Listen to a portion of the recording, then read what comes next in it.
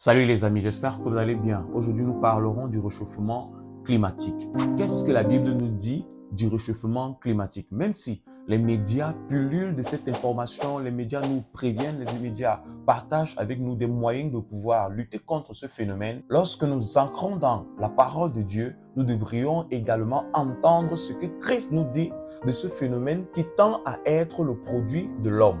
Est-ce réellement parce que l'homme industrialise ou détruit la terre que celle-ci se retourne contre lui? Est-ce parce que Dieu se fâche contre l'homme que nous souffrons aujourd'hui de réchauffement climatique? Ou alors la cause serait-elle ailleurs? C'est ce que nous tenterons de découvrir pendant ce partage que le Seigneur a bien voulu placer dans mon esprit. Je débuterai par une courte histoire. La semaine dernière, pendant que j'étais dans le transport en commun, j'échangeais avec le chauffeur. J'ai eu cette inspiration, ce flair-là. Nous discutions justement du malheur qui s'abat ou des malheurs qui s'abattent sur la terre et de toutes les scènes tristes et chromatisantes que nous voyons devant nos chaînes de télévision. Et pendant que nous échangions, il y a eu cette pensée qui est montée dans mon esprit. Et je lui ai dit, les hommes se plaignent du réchauffement climatique alors qu'en réalité, il ne s'agit pas du réchauffement climatique. Il s'agit plutôt de la froideur ou du refroidissement du cœur de l'homme. Plus le cœur de l'homme s'en est refroidi, plus la terre s'est réchauffée. À cause de cela, nous vivons aujourd'hui des phénomènes qui nous semblent insupportables alors que c'est nous qui en sommes les causes. Si on parle du réchauffement climatique aujourd'hui, c'est parce qu'il y a eu le refroidissement du cœur de l'homme. L'homme est devenu méchant. L'homme est devenu mauvais. Les astuces et les éléments de sensibilisation utilisés par les grands hommes de ce monde tels que les Bill Gates, etc. sont justement inventés de toutes pièces par Satan pour justement nous amener à ne pas nous poser les véritables questions. Qu'est-ce qui engendre le réchauffement climatique? Est-ce véritablement la très grande avancée des structures industrielles? Ou alors les raisons viendraient-elles d'ailleurs? Lisons ce qui est écrit dans Genèse, le chapitre 1er. Dieu dit qu'il y ait une étendue entre les eaux et qu'elle sépara les eaux d'avec les eaux. Et Dieu fit l'étendue et il sépara les eaux qui sont au-dessous de l'étendue d'avec les eaux qui sont au-dessus de l'étendue. Et cela fut ainsi. Dieu appela l'étendue ciel. Ainsi, il y eut un soir et il y eut un matin. Ce fut le second jour. Donc, Dieu crée l'étendue d'en haut et l'étendue d'en bas. Il crée les cieux ou le ciel et il crée la terre. Sur le ciel, il y avait un vaste amas d'eau. Il n'y avait pas de pluie. Lisons encore un autre passage, toujours dans le livre de Genèse. Genèse chapitre 6. Il est écrit ceci à partir du verset 7. Mais Noé trouva grâce aux dieux de l'Éternel. Voici la postérité de Noé. Noé était un homme juste et intègre dans son temps. Noé marchait avec Dieu. Noé engendra 3 fils, Shem, Sam et Japheth. La terre était corrompue devant Dieu. La terre était pleine de violence. Dieu regarda la terre et voici, elle était corrompue, car toute chair avait corrompu sa voie sur la terre.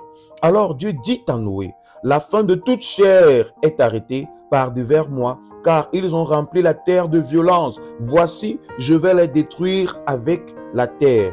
Fais-toi une arche de bois de gopher, tu disposeras cette arche en cellule et tu l'enduiras de poids en dedans et en dehors. Le même chapitre 6 du verset 10 au verset 12, il est écrit ceci. 7 jours après, les eaux du déluge furent sur la terre. L'an cessant de la vie de Noé, du second mois, le 17e jour du mois, en ce jour-là, toutes les sources du grand abîme jaillirent et les écluses des cieux s'ouvrirent. La pluie tomba sur la terre 40 jours et 40 nuits. Dans Genèse chapitre 1, Dieu crée les eaux d'en haut et les eaux d'en bas. Il y a quelque chose qui retient ces eaux.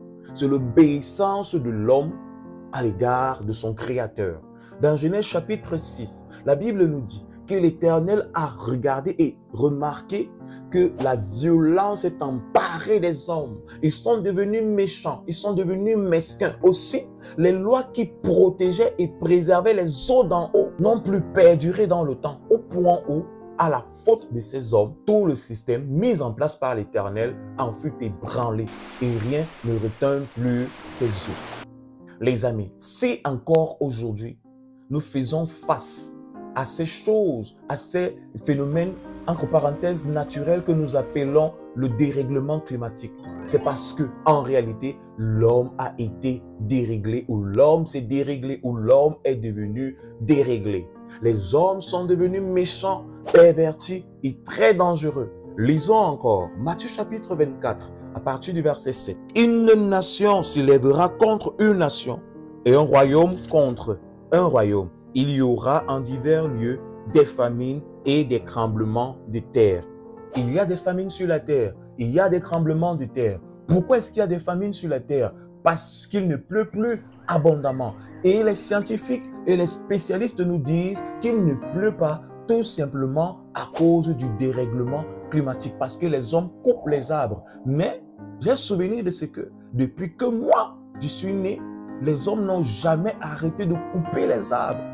Mais je sais aussi, tout comme ils n'ont jamais arrêté de couper les arbres, ils ne font que s'enfoncer dans le mal. Tout récemment, il y a eu une caravane de géants qui a défilé sur la ville de Toulouse, en France, où l'on a découvert avec grande stupeur Lilith, des dieux étrangers défiler en France. Nous sommes au 21e siècle, alors que ces mêmes personnes nous demandent de ne pas prêcher Jésus-Christ. Mais ils s'en donnent à cœur joie de défiler, de faire la propagande des dieux anciens, des dieux étrangers, des idoles, des dieux qui ne savent parler, qui ne savent entendre, des dieux mythologiques. Trouvez le bon sens. Mes frères, si aujourd'hui nous parlons du dérèglement climatique, c'est tout simplement parce que les hommes sont déréglés. C'est parce que l'être humain est déréglé que la nature renvoie à ce dernier le dérèglement dont il est aujourd'hui le principal acteur. Sortons de ces pratiques, sortons de ces choses qui attirent vers nous la colère, pas la colère de Dieu, qui attire vers nous la colère de la nature, parce que même la nature en est victime de nos actes. Trouvons-nous normal que nous retrouvons aujourd'hui dans un monde où on ne voudrait plus entendre parler de Christ et où la foi du plus grand nombre, la joie du plus grand nombre, la bonté, l'amour du plus grand nombre tend à disparaître.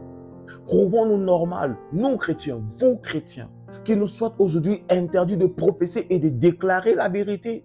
Trouvons-nous normal qu'on nous demande aujourd'hui de ne plus couper les arbres en forêt, mais que ceux-là qui nous prodiguent ces conseils possèdent les plus grandes industries, les plus grandes sociétés qui justement détruisent cette terre? Pourquoi? À cause de la part du gain, la recherche du gain, la recherche de leurs intérêts, la recherche de l'enrichissement à tout prix. On nous parle aujourd'hui des nations telles que la Chine, les États-Unis, qui sont en réalité les plus grands pollueurs de la terre. Mais ce sont eux qui deviennent des donneurs de leçons. Au milieu il y a des chrétiens qui sont incapables aujourd'hui de pouvoir dire à ces messieurs de fermer boutique et de laisser la vie se poursuivre comme nous l'avions connue ou comme nos aïeux l'ont connue. Pourquoi? Parce que chacun d'entre nous est accroché à la part, à l'amour du gain. C'est la raison pour laquelle la Bible dit, dans les derniers temps, il y aura des moments difficiles. Les gens se créeront une foule de prédicateurs qui leur diront des belles choses. Mes frères, fuyez ces belles choses que l'on vous prêche, que l'on vous enseigne. Le cœur de l'homme est déréglé et nous ne faisons que subir les conséquences de ce dérèglement. Revenons à Jésus-Christ, revenons à notre Seigneur. Si aujourd'hui nous subissons le dérèglement climatique, c'est parce que notre cœur s'est déréglé. Et lorsque Dieu permet à l'homme d'être restauré sur la terre, il fait une promesse à Noé. Il va lui dire, je ne détruirai plus la terre. Et il donnera des raisons à Noé. Pourquoi est-ce qu'il a détruit la terre? Dans le chapitre 8, le verset 21 de Genèse, il est écrit ceci. L'Éternel sentit une odeur agréable. L'Éternel dit en son cœur, je ne maudirai plus la terre à cause de l'homme, parce que les pensées du cœur de l'homme sont mauvaises dès sa jeunesse, et je ne frapperai plus tout ce qui est vivant comme je l'ai fait. Tant que la terre subsistera, les semailles et la moisson, le froid et la chaleur, l'été et l'hiver, le jour et la nuit ne cesseront point. Je ne frapperai plus la terre à cause du cœur de l'homme, parce que les penchants du cœur de l'homme dès sa jeunesse sont mauvais. Voilà la raison pour laquelle la terre subit aujourd'hui le dérèglement climatique. Les pensées du cœur de l'homme sont mauvaises. Nous avons des mauvaises pensées. Nous avons des mauvaises orientations. nous avons des mauvais buts, nous avons des mauvais penchants.